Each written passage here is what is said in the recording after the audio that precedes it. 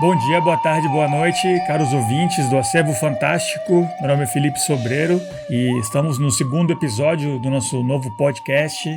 Como sempre, com os grandes Diego e Igor. Vou pedir para vocês darem oi pro pessoal, começando pelo Igor. Olá, gente. Bom dia, boa tarde, boa noite para todos aqueles que estão nos escutando. É sempre um prazer estar aqui, conversando com os meus colegas arquivistas sobre mais um filme estranho, bizarro, maluco, que só a gente gosta e só a gente entende, ou às vezes não entende, e fica por isso mesmo. Para isso que é o programa, até, né? Vamos tentar entender. Grande Diego. E aí, pessoal, tudo bom? Sempre um prazer estar aqui com vocês e tomara que a gente tenha uma conversa interessante para todos. É isso aí.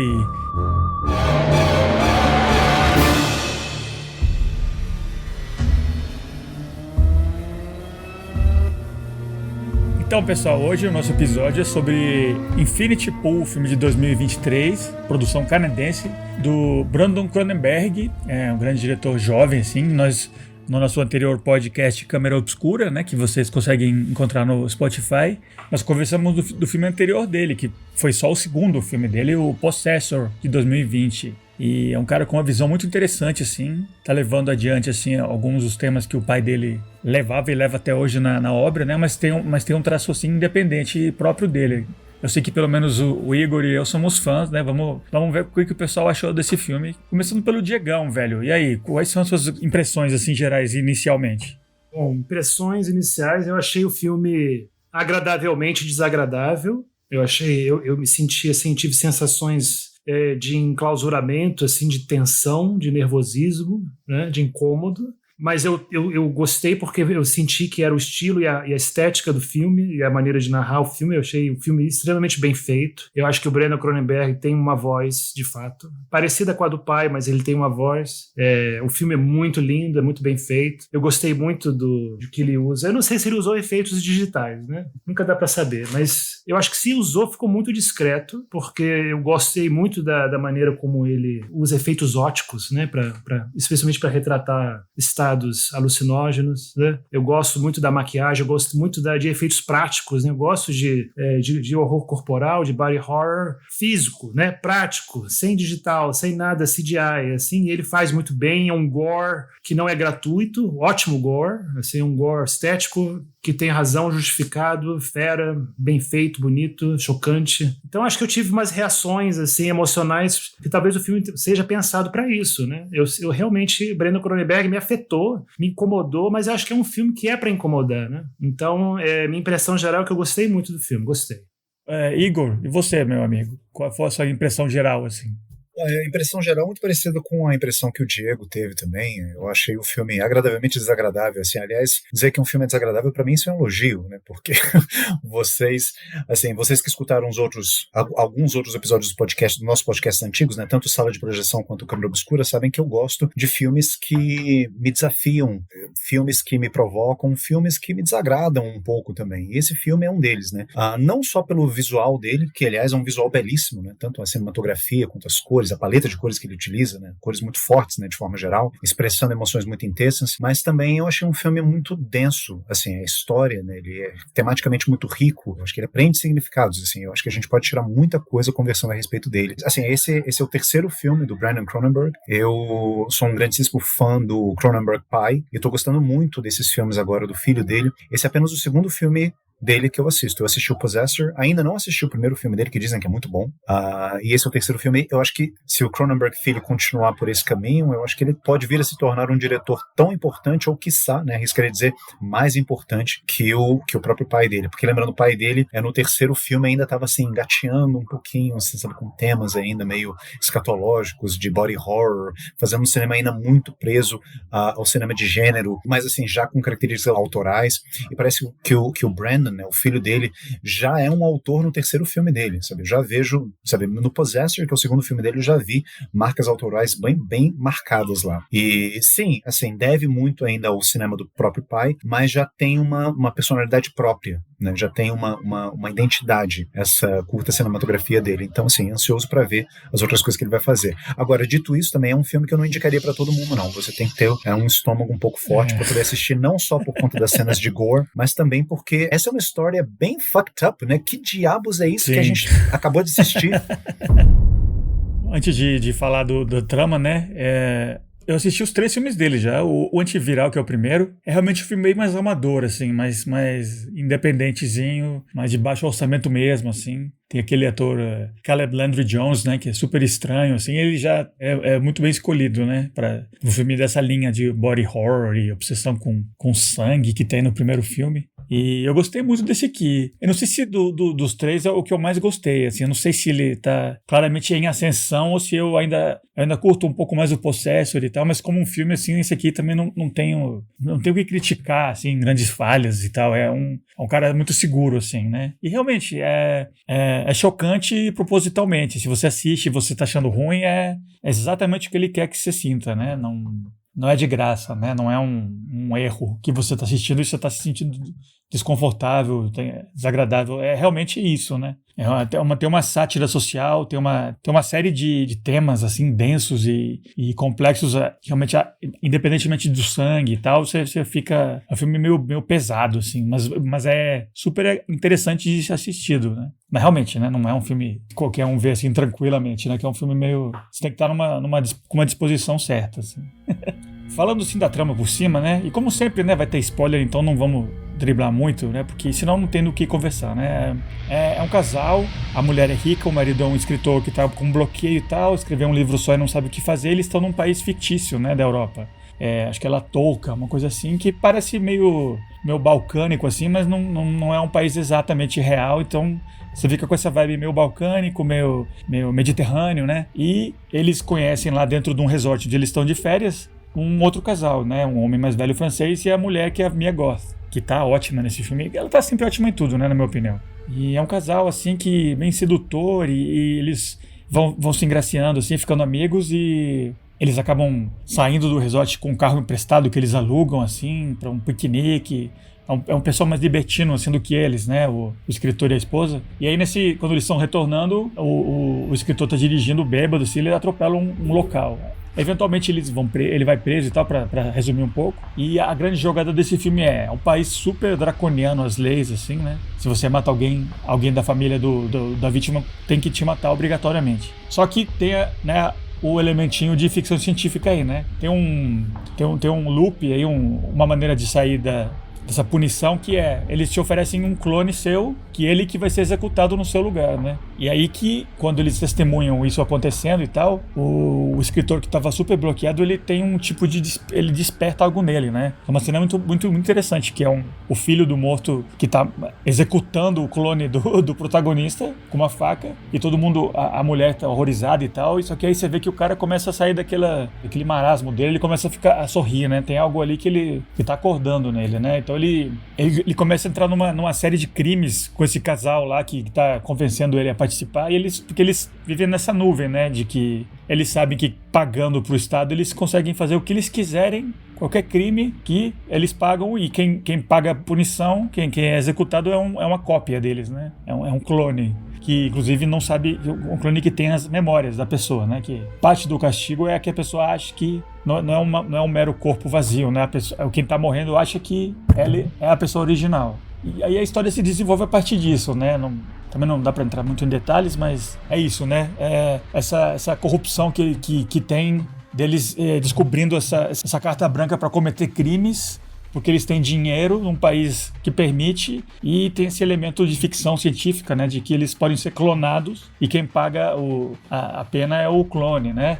Diegão, por favor. O filme desde o início dá indícios, né, de que tudo é armado, né? De que o casal do francês com a Mia Goth, né, eles armam tudo desde o início, né, para colocar mais um no grupo. Porque tem, além deles dois, tem mais uns outros turistas que já passaram por isso também, né? Porque tem indícios de que esse atropelamento, ele é meio que planejado, é meio induzido, né, especialmente pela personagem da Mia Goth. Porque ele tá bêbado, o francês dá a chave para ele, que ele não consegue dirigir, né? E acontece porque a luz começa a apagar sem controle dele, né? Alguém mexeu na bateria, e aí entra esse cara bem na hora. Provavelmente é um cara que talvez tenha sido pago ou então enganado para estar ali, que tenha sido induzido para estar ali também, para se colocar no meio da rua, e talvez nem tenha tido filhos. Talvez isso tudo seja um teatro, né, entre a polícia que é paga por esses ricos para eles poderem passar férias dessa maneira, dessa forma. Porque, inclusive, é claro que se a gente está dando spoiler, no final do filme, eu amei aquele cena final. No final do filme, tá todo mundo voltando de ônibus pro aeroporto. Como se estivessem... E voltam a conversar sobre os assuntos da vida normal, da vida real deles no país onde eles moram. Não podia ser mais burguês normal, padrão, assim, né? Falando de arrumar casa, pintar parede, né? Acabou aquela... E férias. E aí no ano que vem a gente tem outro debauchery, né? Tem outra devassidão, loucura e assassinato sem culpa e sem consequências. Então é meio que algo realmente armado, assim. Né?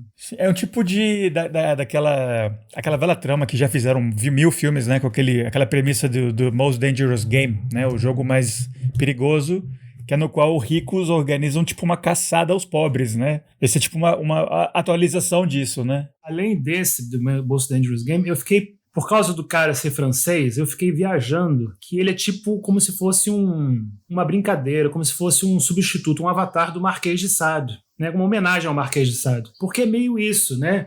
É tipo, eles estão num castelo, igual o Sodoma e Gomorra, e aí esses ricos nobres, né, começam a praticar as maiores devassidões, começando leve, depois piorando, e lá naquele ambiente ele não tem consequência nenhuma.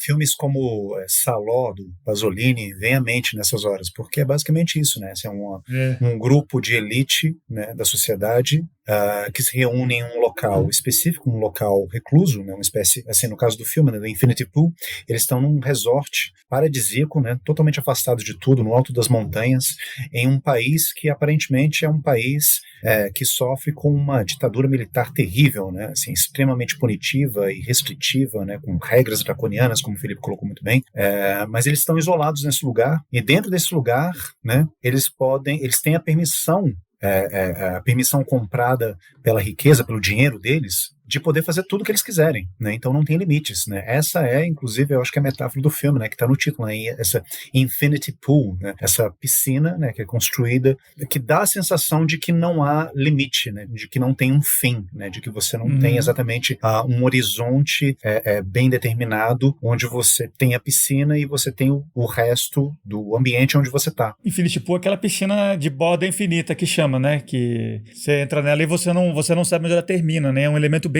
é um tipo de piscina bem de pessoa de luxo, que é uma coisa cara de ser construída, né? É um símbolo de status, né? Também. Utopia hedonista, né? Assim, você alcançar o prazer sem limites, né? Mesmo que esse prazer ele venha às custas da destruição de outras pessoas, da destruição de algo, ou mesmo da destruição de si mesmo, né? Que eu acho que é um dos grandes temas desse filme, né? Eventualmente a história vai nesse sentido, né? A destruição externa até que começa a virar pra destruição dele, né? Do protagonista. Porque você imagina o prazer, você imagina o alívio, o prazer e o êxtase que você tem de que tem um clone seu sofrendo a punição que você deveria ter sofrido, sabe? Uhum. E você poder testemunhar isso e o alívio que deve ser, né? Eu fico imaginando, assim, claro que a comparação é pobre, péssima, né? Mas, assim, é tipo, quando você está passando por uma situação de altíssimo, teoricamente é de alto risco, tipo uma montanha-russa, né? Mas no fundo você sabe que está seguro. Uhum. Então é uma mistura de exhilaration, né? de exaltação total, de alegria absoluta, né? De euforia, mas com uma segurança, uma sensação de que nada vai acontecer comigo, eu estou ali. Eu acho que o sorriso do Alexander Skarsgård, né? do personagem principal, né? O James Foster, ele esse sorriso de que eu tô vivo, eu tô seguro. É ele, mas não é ele. Eu achei esse conceito novo, interessantíssimo, né? Original do filme. Eu acho bonitinho como a paternidade tem influenciado agora as metáforas que Diego Nunes tem usado na Montanha-Russa. Eu achei por um momento que Diego Nunes ia utilizar a metáfora do Dorian Gray, né? Porque esse clone ele funciona como uma espécie de retrato de Dorian Gray, né? Ou seja, você pode fazer todo tipo de barbaridade que, na verdade, os efeitos dos seus atos, as consequências dos seus atos, melhor dizendo, elas não vão recair sobre você, elas vão recair sobre o seu duplo, né? Sobre o seu retrato, sobre o seu outro, que é você mesmo, né? Mas aí você cai numa outra Infinity Pool, numa outra piscina sem bordas, porque até que ponto esse outro também não é você mesmo? E até que ponto você não está experienciando a sua própria morte? Ao ver, né, a morte desse outro que é você também não está experimentando a sua própria morte, a sua própria destruição? E que tipo de renascimento que surge a partir dessa morte ritualizada que você vê? Eu concordo com o Igor, mas eu acho que tem uma almofada de segurança aí. Por isso que eu falei da montanha-russa, porque na montanha-russa você tem a sensação de estar caindo em queda livre, mas é uma queda livre que você sabe que é segura, que você não vai realmente até o chão, Mas você tem a sensação que você tá morrendo, caindo. Não, falando nisso do que o Igor estava falando, né, de você testemunhar a sua própria morte, né? Eu acho que aquele sorriso que ele dá na primeira vez que ele testemunha, né, o surrogate, que é uma palavra que não sei se tem tradução exata em português, que eu gosto muito. Surrogate, acho que é substituto, suplente, né? Mas substituto, Mas não é exatamente igual que, por exemplo, barriga de aluguel também seria surrogate. Né? Alguém que está cumprindo uma missão quase fisiológica sua, né? Que você não está cumprindo, né? Esse seu suplente, esse seu duplo lá, ele testemunha a morte dele mesmo. Então ali tem esse elemento da emoção, da crueldade até, talvez, né? Mas tem um elemento de que ele viu ele morrendo e ele de certa maneira tá imortal ali na cabeça dele, sabe? Meio que emocionalmente ele pode estar sentindo isso, né? Tanto é que no final do filme a gente vê que ele nem consegue ir embora, né? É interessante, né? Eu acho que pode ser um pouco disso também, esse testemunho da própria morte, e você persevera além disso, né? Você não morreu. Ele morreu de alguma maneira, mas ele não morreu também, né? Eu acho que nessa hora, assim, vale a pena contextualizar também um pouquinho o próprio personagem James Foster, né? Que eu achei um personagem muito interessante, né? Como o Felipe e o Diego tinham falado, o James Foster, quando ele assiste a sua própria execução, ele sorri, assim, ou pelo menos ele tem, assim, os primeiros traços de um sorriso, e essa, né, vale dizer, é a primeira reação emocional que esse personagem tem durante esse filme. Assim, já se passaram acho que 35 minutos de filme e essa é a primeira reação emocional dele. Por quê? O começo do filme, inclusive, é num quarto de hotel, dentro desse resort, em que a esposa dele se queixa que ele continua muito distante, ele continua assim, sabe, cold, ele continua frio, como se ele tivesse congelado no tempo e no espaço, em uma dimensão alheia à realidade, né? Em todos os aspectos, né? No trabalho dele também, no livro que ele está escrevendo. Exatamente, Felipe. É difícil você não fazer uma relação entre esse alheamento emocional que ele tem no casamento dele e o fato dele ser um escritor que há 6 anos não escreve nenhum livro, não escreve nada, ele vive sem inspiração. Ele tá, assim, a desculpa oficial é que ele está sofrendo de um bloqueio de escritor, né? Um writer's block em inglês, né? Que eles usam a expressão no filme. Mas pode ser também que ele não seja de fato um escritor. Existe essa possibilidade, né? Que ele não seja uma pessoa talentosa, que ele tenha feito um livro e tenha tido a sorte de ter esse livro publicado. Inclusive ele se casou com a filha do editor dele e ficou por isso mesmo, mas ele não é autenticamente um escritor, né? Então existe essas possibilidades na vida dele, isso é uma coisa que atormenta ele, assim, sabe? Talvez eu não seja um escritor de fato. A Mia Goth, inclusive, tem uma hora que eu acho que ela tá falando a verdade no final da história, que ela diz que ela realmente não era fã dele, né? Que o livro dele é uma merda e ela lê as críticas pra ele, né? Então realmente ele talvez nunca teve talento, né? Exatamente, isso era mais uma encenação dela, né? Então você tem esse personagem, assim, sabe, que parece que ele tá saindo, que ele tá assim, imerso em um quadro depressivo, né? Ou seja, ele tá alheio emocionalmente, parece que ele tá distante, parece que ele não tá... Eu vi essa expressão recentemente, eu achei muito interessante, parece que ele não está vivendo a vida dele em primeira pessoa, né? Parece que ele tá vivendo a vida dele em terceira pessoa. E a primeira reação, de fato, emocional, assim, o primeiro afeto que você vê nesse personagem é quando justamente nessa hora, que é um momento de horror, todo mundo tá vendo o duplo dele sendo esfaqueado por um menino de 13 anos e ele começa a esboçar um sorriso no rosto, como se ele estivesse satisfeito com aquilo que ele tá vendo. E eu acho que uma outra coisa interessante que vale a pena ser mencionada é que esse personagem, o que vocês acham dele? Assim, ele é extremamente dependente da esposa dele, né? Assim, a ponto dele ser um pouco, a gente pode dizer, castrado dentro do próprio casamento dele, assim, ou emasculado, né? Porque ele casou com essa mulher rica que manda nele e paga tudo. Então, talvez esse quadro depressivo dele também tenha uma relação com isso, né? Com essa situação afetiva dentro do casamento, né? O que vocês acham disso? Pois é, eu fiquei pensando muito sobre esse personagem, sobre o James, né? E exatamente, ele é um personagem passivo. Ele é um personagem que diz sim pra tudo, né? Especialmente para as mulheres, né? Primeiro para a mulher dele, como o Igor falou no início do filme, ele é como se fosse um acompanhante dela em tudo e completamente embotado, né? Entediado, não emocional. E aí ele conhece a personagem da Mia Goth e fica completamente fascinado, né, com ela, meio apaixonado, assim, sabe? Meio fascinado por ela mesmo, né? Ela massageia o ego dele, né? Muito, no início do filme, né? Seduz ele, né? Brilhantemente, assim. Seduz, assim, impossível resistir a Mia Goth. Assim, dá pra ver, assim, que a gente faria a mesma coisa que ele, assim. Mas mesmo assim, eu acho que ele é um personagem que tem muita dificuldade de dizer não. Eu vi isso, eu vi que a grande luta do personagem, a grande batalha dele é conseguir dizer não para eles, para aquele grupo, para ela especialmente e para o resto do grupo. Ele aceita tudo.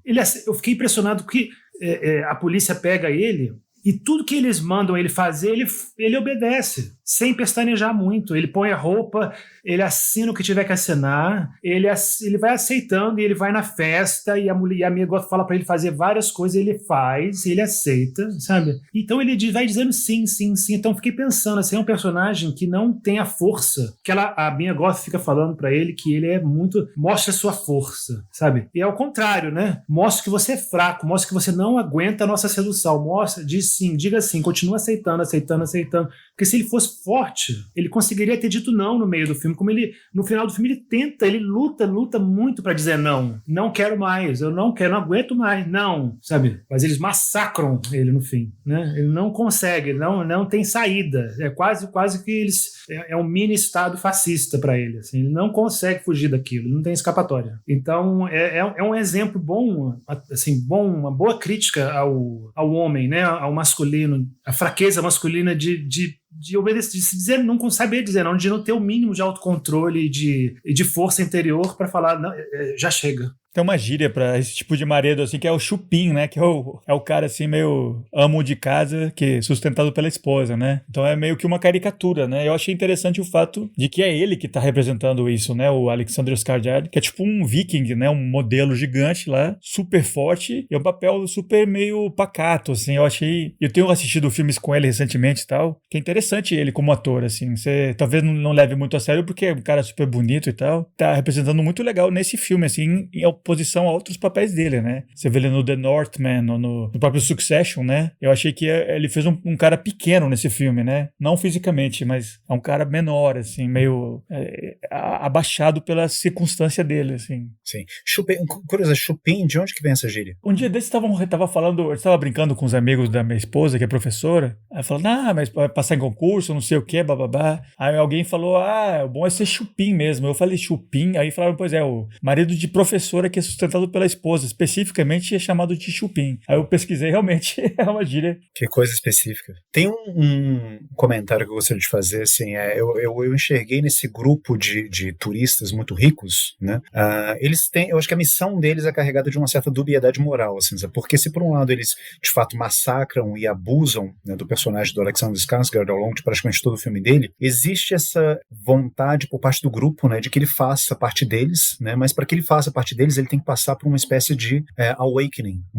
Não é awakening que eles usam, eu acho que é transformation. Né? Eles inclusive usam essa expressão quando eles estão falando da primeira vez que eles presenciaram a própria execução, a execução do próprio duplo. Eles passaram por uma transformation. Agora, interessante pensar, que transformação é essa que o personagem do Alexander Skarsgård passa ao longo do filme? Porque, de fato, o Diego repete a razão. Ele começa como um chupim, ele começa como um cara passivo, com características depressivas, né? Ele tem esse embotamento, esse alheamento moral inexpressivo, né? Sem voz. Para um escritor isso é terrível, né? Literalmente, né? Sem voz, assim, sem voz de escrita, sem voz artística, né? Assim, ele escreveu um livro e pronto, acabou. Parece que a fonte já secou. Mas ele passa por uma transformação, e essa transformação tem a ver com uma espécie de despertar dos instintos mais animalescos dele. Tanto é que, bom, o Felipe já falou, esse podcast contém spoilers, né? Perto do final do filme, o último duplo dele, né, que é o duplo que ele mata com as próprias mãos numa cena assim maravilhosamente sanguinolenta, assim, muito ao meu gosto, assim, adorei de ver aquela cena.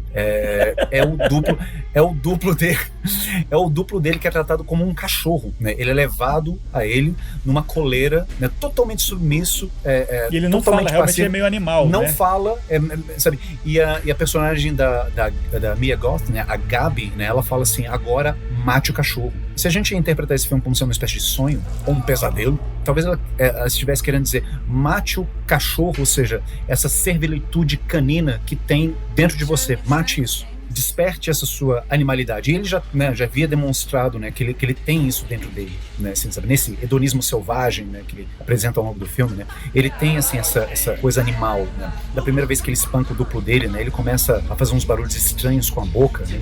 O Thiago até poderia inserir o som que ele faz, né, nessa hora, né, uma coisa meio... Então ele tem essa animalidade dentro dele que vai sendo despertada, que vai sendo provocada ao longo do filme, e aí no final essa animalidade vem à tona, ele mata o cachorro, que é ele, né? Ou seja, ele mata esse lado servil e canino dele, e como recompensa ele tem um seio besuntado de sangue, ou seja, um renascimento através do sangue. É uma coisa que a personagem da Mia Goth fala, eu acho que umas 2 ou 3 vezes, né, a Gabi, né?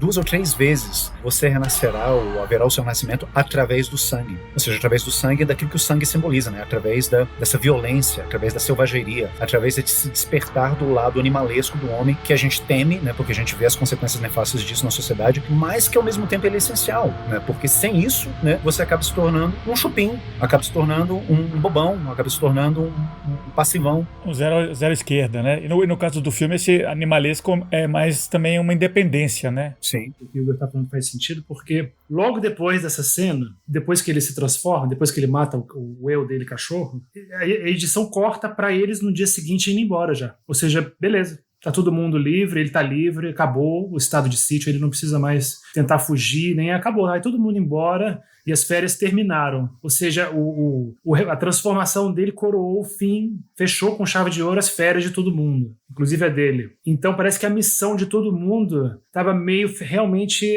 associada ao arco do personagem dele. Né? Tava todo mundo realmente trabalhando para ele ali. Trabalhando para ele não, mas né, com foco nele. Né? E aí eu fico pensando assim, por que eles voltam todo ano? Né? Talvez seja isso, talvez o que esse ritual devasso e animalesco e sanguinário seja o ritual de você matar o seu próprio, matar entre aspas, né, dominar, controlar o seu id, deixando ele livre por um tempo, para depois você passar o resto do ano decorando a sua casa, trabalhando, né, e de boa, almoçando sozinho.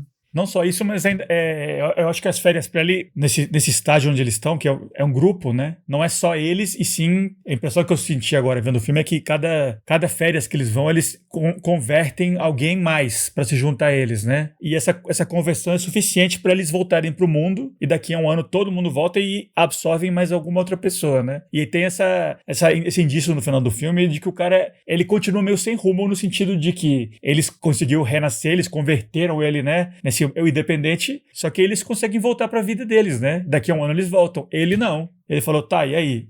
O que eu vou fazer? Aí ele volta pro resort vazio, fechado, né? E aí? Eu tô aqui agora.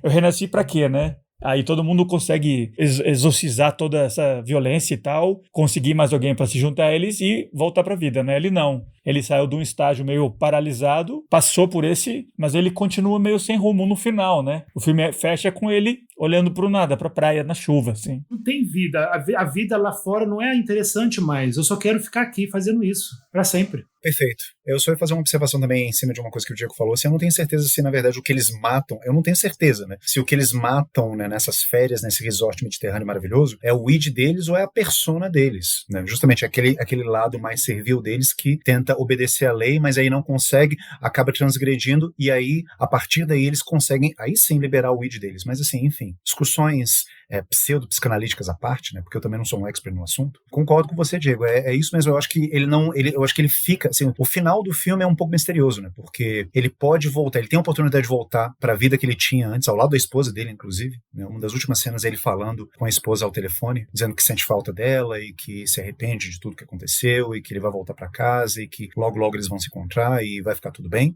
Mas aí quando ele tá no aeroporto, né, tem uma cena que eu acho muito interessante, assim, sabe, que ele começa a olhar ao redor, né, e parece que as vozes, né, o burburinho, né, das pessoas conversando no aeroporto aumenta de tal modo que ele fica meio que sobrecarregado, né, por todo aquele barulho, por todo aquele ruído, né, aquelas vozes de pessoas se tornam um ruído, assim, um ruído ensurdecedor para ele. E aí a última cena ele tá no resort, o resort vazio, né, porque chegou finalmente a estação das chuvas, né, que todo mundo faz alusão a essa estação das chuvas logo no começo do filme. Chegou a estação das chuvas, o resort está vazio, não tem mais nenhum turista, mas ele continua lá. É uma forma de rebelião, né, na minha opinião, porque assim, num filme em que máscaras, né, metafóricas e literais têm um papel tão importante, é como se no final ele fala, cara, mas eu não consigo deixar isso para trás. Todas as experiências que eu vivi, eu não consigo voltar à suposta normalidade de uma vida civilizada, urbana, com essa persona que eu tinha antes, né, de bom marido, de homem servil, né, de escritor. Eu não consigo voltar para isso. Né? Uma vez que eu conheci realmente o meu eu autêntico. Eu vou ficar para sempre preso nesse lugar, mesmo que esse lugar seja uma espécie de limbo, mesmo que esse lugar seja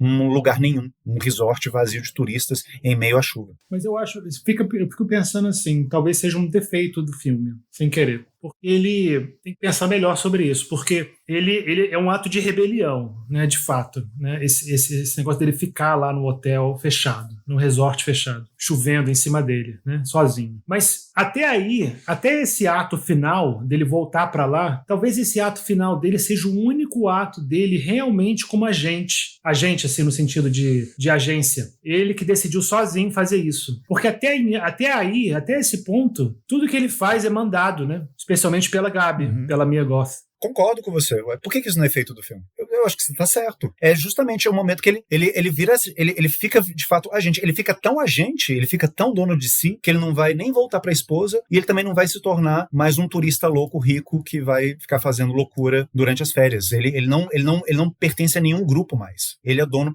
parece que esse final, por mais triste que ele possa parecer, e é um pouco melancólico, ainda assim ele tem um quê de esperança, né? Porque parece que ele finalmente fez uma coisa por ele mesmo. Ele não tá obedecendo a ninguém, ele não tá nem obedecendo a vontade do grupo, que tá voltando pra cidade, nem a vontade da esposa, que quer que ele retorne, nem nada. Eu quero ficar aqui, sabe? É o que eu quero ficar, mesmo que esse ato não faça nenhum sentido. Não entendi por que você falou que isso é um defeito do filme. Não, você tem razão. É porque eu acho um pouco contraditório o fato gerador da agência dele ter sido um ato mandado. Mata o cachorro. Foi uma ordem que ele recebeu. Então tem uma contradição um pouco aí, né? Não foi ele que decidiu matar o cachorro. Não, mas aí que tá. Em um primeiro momento ele não quer matar o cachorro. Ele não vai matar o cachorro. Tanto é que ele taca a faca na Mia Goth. Inicialmente ele entra totalmente nessa onda deles inicialmente, né? Só que aí começa a chegar num ponto que já é demais pra ele, aí ele foge deles. Aí eles começam a caçar ele. Porque eles querem ainda transformar ele já contra a vontade dele nesse ponto, né? Então eles têm que forçar no final, né? Que ele tava querendo já fugir, voltar pra normalidade. Já tá subindo o arco da agência já. Pois é.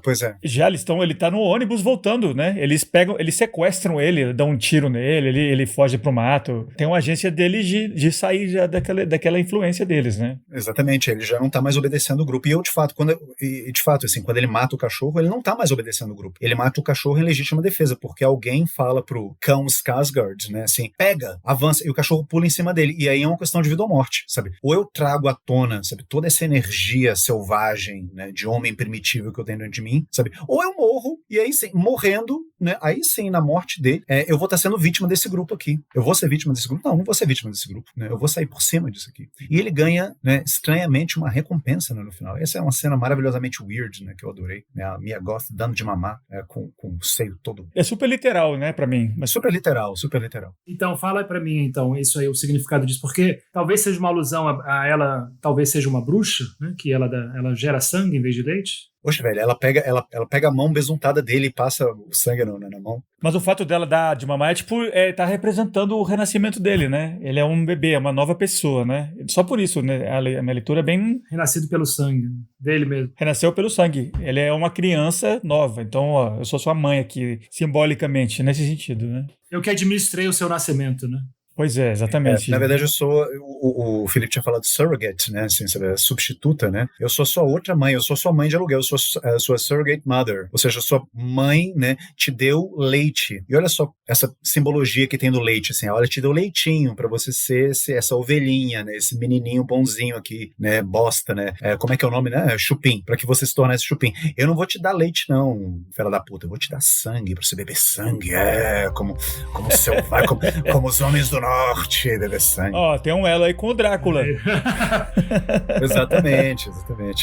Já dizia Tom Waits, blood is the life. Blood is the life. Aí, ó, conexão entre um e outro. Pronto. Blood is the life. Blood is the new life. Blood is the new life. Pronto. Esse é um novo filme do Cronenberg, assim, sabe? This is the new... Hail the new Flash. Agora, assim, Blood is the new life. Hail the new blood. E tá aí. The new blood. Inclusive, o Brandon é muito sangrento. O primeiro filme dele é muito ao redor de sangue, o tempo todo. Essas questões de body horror, né, que corre na obra dele. Sangue é bem importante nesse filme. No segundo também é sangrentíssimo, Possessor. E nesse agora, né, o cara é esfaqueado, né, tem o retorno dele à vida no final, né, eles quebrando a cabeça do cara lá com a mão, né. Tem um elemento de sangue como tem uma coisa da vida, né? É óbvio, né? Mas acho que é isso que ele representa, né? Pro diretor. Essa metáfora vampírica, assim, eu acho muito, muito precisa, assim, porque sangue, ele tem essa representação de vida, né? De uma vida intensificada, né? De uma vida elevada à enésima potência, né? Não é à toa que o vampiro ele vai beber sangue. O vampiro é esse morto-vivo, mais morto do que exatamente vivo, e ele precisa de sangue para ele continuar vivendo. Ou seja, ele precisa de um certo elan vital, né? De um certo contato, né? Com essa matéria crua da vida, para ele continuar existindo. E é interessante assim, porque realmente sangue é um negócio que abunda, né, nos filmes do Cronenberg, dos Cronenbergs, né, assim, mas aqui no caso especificamente a gente está falando do Cronenberg filho, né, do Brandon Cronenberg. Porque eu acho que o sangue é isso, assim, sabe? Claro, né, novamente, eu não estou querendo ser advogado da violência, dizendo que, então agora o legal é chupar o sangue das pessoas, sair matando e esfaqueando. Não é isso, né, mas assim, tem essa simbologia, né, assim, muito rica do sangue, assim, sabe? Como sendo aquele elemento que te dá a vida, que intensifica a sua vida. Tanto é que uma pessoa meio covarde, sabe, meio fracote, meio bobona, você fala que ela é bloodless, né, que ela não tem sangue, ou seja, falta uma coisa mais vital nela. Mudando um pouco de assunto, esse filme também tem temas paralelos interessantes, assim, bem claros, né, assim, dá para perceber bem que tem uma crítica muito forte, como a gente já mencionou, assim, né, en passant, a classe alta, né, a 1%, né, que consegue não se responsabilizar. Eles se liberam da responsabilidade pelo dinheiro, né? Exatamente, né? E isso é uma moda, né? Em vários filmes, né? Ultimamente, né? Tem vários filmes criticando esse 1%, né? Tem a Triângulo da Tristeza, o Glass Onion 2, né? O filme do Daniel Craig, Detetive. Knives Out 2. Knives Out 2, né? Glass Onion. Tem aquele The Menu também, não é? The Menu. Com Ralph Fiennes. O próprio Parasita, né? Parasita, com certeza. Tem um outro tema que é também o turismo culturalmente predatório. Esse turismo falso, esse tipo de experiência que é vendida completamente artificial, de você ir para um país pobre, subdesenvolvido, e você vai lá e fica num resort totalmente protegido, e você lá tem várias... E aí eles fazem a propaganda de que você vai ter experiências multiculturais, diversificadas, aí tem um restaurante chinês. Restaurante indiano, né? E nitidamente, muito, muito obviamente feito pelo diretor, o próprio cara que dá a dica no hotel pra eles, do chinês, você vai no chinês e ele é o garçom, e depois ele tá dançando música de Bollywood também. É o mesmo garçom, nessas todas simulações de multiculturalismo, né? É o mesmo cara em todas. Bem afiada essa crítica, especialmente ao episódio da dança, né, de Bollywood, desse consumo turístico, meio predatório. E vocês acham que isso são temas mais na superfície do filme? Ou ele realmente queria falar sobre isso também? Você acha que isso deixou o filme meio super empacotado, super saturado de temas? Ou ficou mais interessante ainda? Eu não achei não, assim, porque eu acho que o filme, ele, como eu falei, assim, o filme ele trabalha com essa ideia de máscaras, né, assim, com o símbolo da máscara, tanto literal quanto metaforicamente, né, tem aquelas máscaras horríveis, né, que eu, assim, horríveis, né, que eu achei maravilhosas, né, assim, maravilhosamente desfiguradas, né, aquelas Eki masks, né, que eles vendem para os turistas, que supostamente vem de uma tradição, né, cultural, folclórica dentro daquele país, dentro daquela ilha, né, Latolka, não sei. Então, assim, eu acho que a máscara tá presente em todo o filme, né, assim, eu acho que a personagem da Gabi também é uma personagem mascarada, né, porque ela, assim, a personagem da Gabi e a personagem do Bauer também, né, do marido dela, assim, os personagens eles se apresentam de uma forma, na verdade, eles estão escondendo uma profundidade que talvez eles mesmos desconheçam. E eu acho que isso aparece também no próprio resort, né, porque é um país totalmente desgraçado e fudido, né, vítima de uma ditadura militar horrorosa, população extremamente pobre, e por trás dessa fachada do multiculturalismo, porque tem o restaurante chinês, tem o outro espetáculo temático indiano, né, é um país extremamente racista, né, porque eu não sei se vocês pegaram, assim, no final do filme, quando eles estão no aeroporto, tem aqueles homens, né, aqueles atores no aeroporto, dentro do aeroporto, com umas roupas, né, estereotipadas de judeus, mas assim, com uma maquiagem para que o nariz fique grande, né, ou seja, isso aqui é uma caricatura que me lembrou muito, assim, sabe, literalmente as caricaturas nazistas, né, que os nazistas faziam, né, naqueles panfletos horrorosos, né, em que eles retratavam os judeus como uma raça nefasta, né, inimiga, estranha, suja, mesquinha, né, deformada, e eu acho que nessa vontade de se apresentar como algo liberal e cosmopolita e multicultural, existe uma deformação que, na verdade, esconde um racismo e uma xenofobia intrínseco àquele país, né? Porque aquele país, no final das contas, eles não gostam de estrangeiros, eles não gostam de ninguém lá. Tanto é que eles matam as pessoas. Mas eles dão essa painha para os estrangeiros porque, assim, sem os estrangeiros, o turismo morre, né? Se a gente começar a matar a galera que vai colocar dinheiro aqui, que vai investir no nosso país, a gente vai ficar sem ninguém. Então, clone esse povo aí para eles poderem fazer o que eles quiserem. Mas, no fundo, isso só mascara esse pensamento xenofóbico deles, né? Então, novamente, máscaras, né? Tá em todo lugar, né? Eu acho acho que tá nos personagens, tá no folclore do país, tá no próprio governo, né, de Litovka, né, desse país fictício da Península Balcânica. Eu acho que você só assoma, né, os temas do filme, né, com isso aí.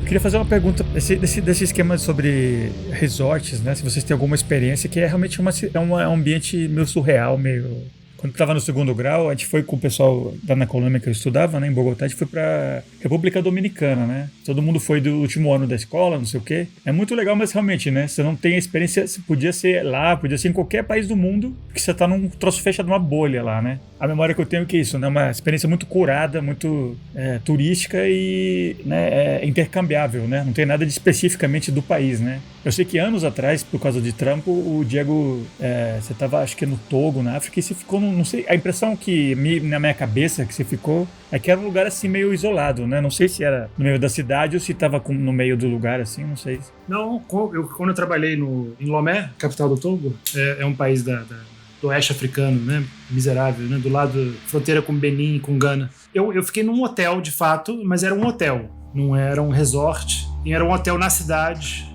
Então não tive experiência de resort no Togo, porque eu tinha que sair do hotel todo dia para trabalhar, né? E a embaixada do Brasil lá no Togo ficava na cidade, e aí então realmente eu saía, né? Trabalhava, ia nos restaurantes, né? Então é outra coisa. É diferente, mas mesmo assim, eu tive uma experiência, né, de resort por conta do nosso querido ex-companheiro de podcast, Gustavo, nosso amigo, né? Ele e a esposa se casaram na Jamaica, num resort. E a Jamaica também é um país subdesenvolvido, pobre, que tem, por acaso, esses resorts, né? E, de fato, eu não tenho nenhuma crítica a eles, né? Essa escolha que eles fizeram, mas é uma experiência diferente. É uma experiência um pouco maravilhosa por causa deles, por causa dos amigos, né? Por causa das pessoas que estavam lá. Mas é uma experiência um pouco diferente mesmo do que você ir na praia, por exemplo. Eu vou passar férias numa casa de praia, numa pousada lá no Nordeste. É bem diferente, porque você vai na Jamaica, você vai no aeroporto, e você pega uma van, igualzinho a eles, um ônibus, né? E aí você vê o país empobrecido,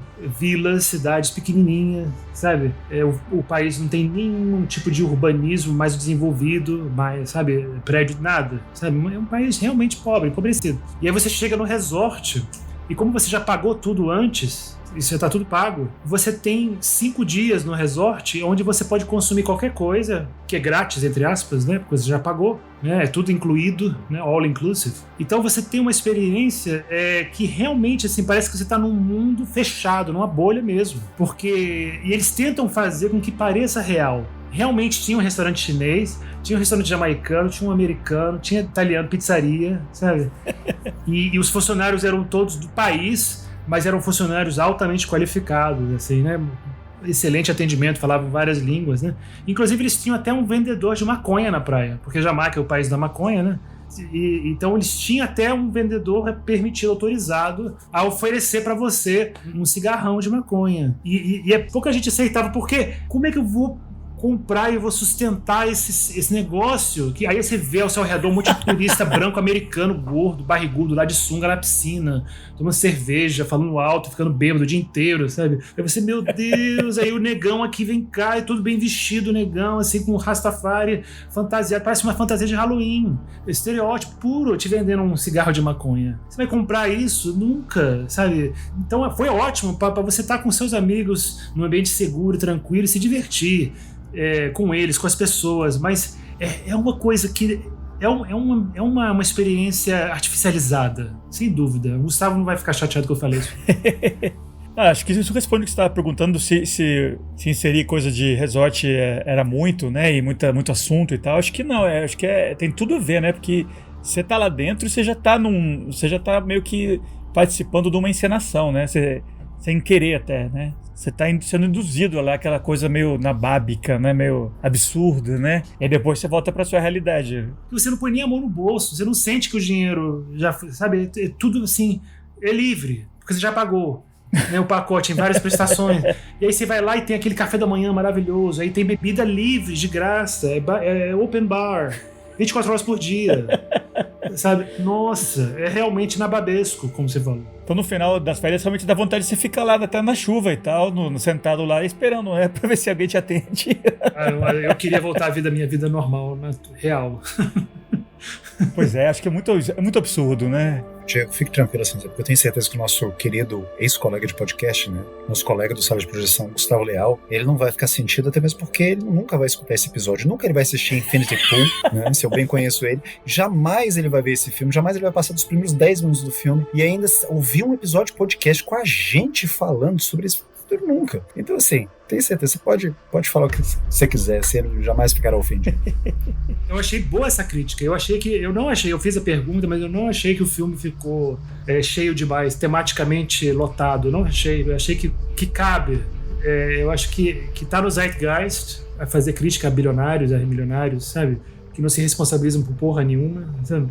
E esse turismo predatório, um turismo quase obrigatório, sabe? Inclusive, eu critico até o turismo comum, aquele turismo básico, sabe? Que as pessoas pagam uma excursão e aí pegam um avião e depois entram no ônibus e vão para a Torre Eiffel e depois vão para o Museu Louvre e aí você tem que ir. Ninguém nunca leu um livro de arte na vida, sabe? Só sabe o que é a Mona Lisa do Leonardo da Vinci, acabou. E aí, tirou selfie com a Mona Lisa. E aí você vai lá e tem que ver o museu e passa 4 horas no Museu Louvre quando você tá em Paris, sabe? E eu vi o Louvre, beleza. E depois você vai na Torre Eiffel, e depois você vai na Pont Neuf e faz tudo que é obrigação, tudo que todo mundo faz e volta pra sua casinha. E você gastou, sei lá, milhares de dólares. É absurdo, é muito absurdo. É tudo representativo, né? Você tá representando um papel ali do que você tem que fazer, né? Você não tem interesse real, né? Mas você tá lá, você tem que fazer, né? Tá encenando. Puro né? mito, é absurdo. É tipo uma manada, é fazer parte de uma manada. Opa, você falou mamada? Acho que tem a ver com o tema do filme, hein?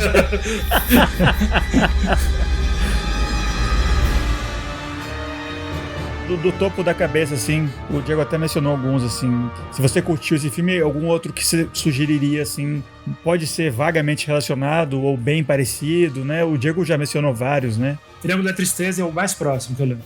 Esse eu ainda não assisti. Muito parecido. Só que é mais cômico, né? O Triângulo da Tristeza. Não tem body horror.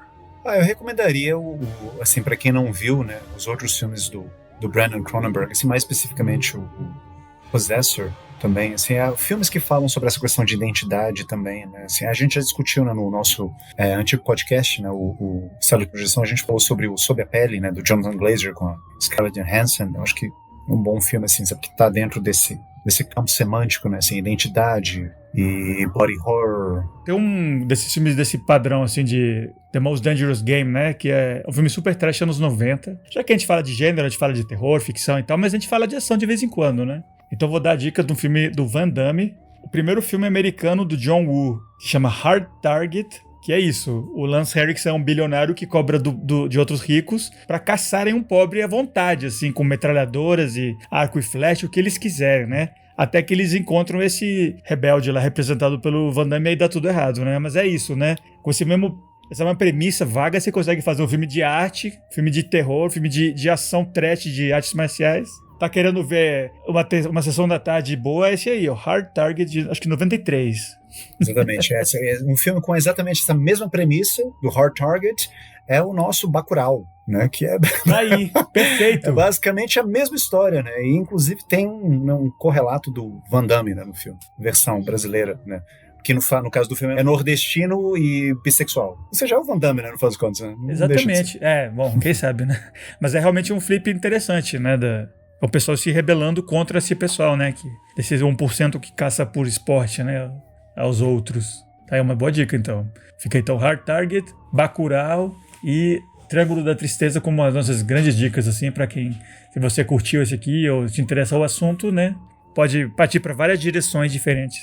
Então, pessoal, esse foi o segundo episódio do Acervo Fantástico. A gente teve uma conversa muito boa. Eu tenho gravado muitos podcasts com essa dupla aqui e eu vou dizer que só pela conversa de hoje, acho que foi meu favorito até hoje, assim, o papo, né? Acho que rendeu muito assunto, foi muito legal. E é um filme super interessante, assim, se você tiver o estômago para assistir, deixo a dica, né, a recomendação. Antes de anunciar o próximo filme, né, vamos dar nossas despedidas finais. Grande Diego. Foi excelente, adorei a conversa. Acho que a gente escolheu bem fazer um podcast sobre nossos filmes de gênero, né? Favoritos e filmes que a gente gostou, filmes interessantes que cabem num gênero, mas que de alguma forma são originais, saem um pouquinho, né, e dão o que falar. Eu acho que esses grandes filmes de gênero, uma mistura perfeita de craft, né, de artesanato, no sentido de fazer arte, de saber fazer a arte dentro daquele gênero com algo além, né, com um toque de originalidade, estilo e voz do grande Brandon Cronenberg. E grande Igor.